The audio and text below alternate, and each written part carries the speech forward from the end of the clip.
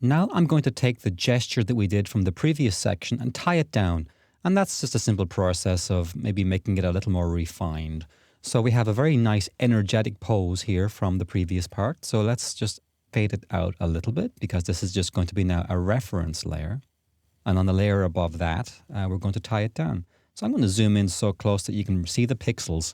I like drawing at this scale. So let's just very gently, we'll just go over. I like drawing kind of as loose as I can.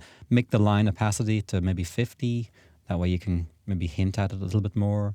And this is the time when I can take the multiple lines and just pick one that I like the best, whatever is the strongest, and tie down some details too, like does the shoulder overlap the head? And the purpose of doing this is to develop a comfort level with drawing basic shapes for poses. And this will be ideal later on in the course for doing like thumbnail sketches and reference poses for other characters. And if, depending on your drawing ability, if you're okay doing things as complex as hands with fingers, like this, it's fine. This is also a good time to draw in the things like the eye line and maybe hint at the expression, like, uh-oh. Even the little dots of eyes give you some idea as to this guy has a real problem on his hands. So let's just thicken that line a little bit.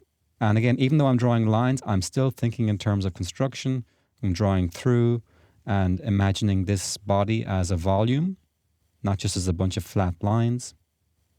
Don't be afraid to draw the median lines and the construction lines. And this is essentially a tie down of a gesture drawing. So I don't mean this to be a final production still or anything like that.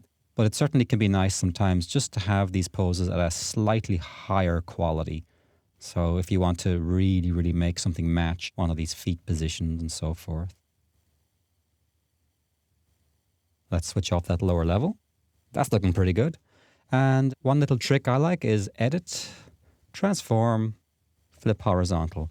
And that's because sometimes my design sense goes a little bit blind. And flipping horizontal will help you to have a sudden jolt and go, oh, he feels like he's a little bit off. So he does actually feel like he's tilting a little too far forward to this side. So I'm going to pull him back a little bit. Let me bring him into balance a little bit better. Edit, transform, flip horizontal back. And if you want to make some last minute polishes, darken some of these lines. Don't start drawing shoelaces or anything like that at this point. Again, this is super high quality thumbnail level drawing here. So there we go. That is how you tie down a gesture drawing.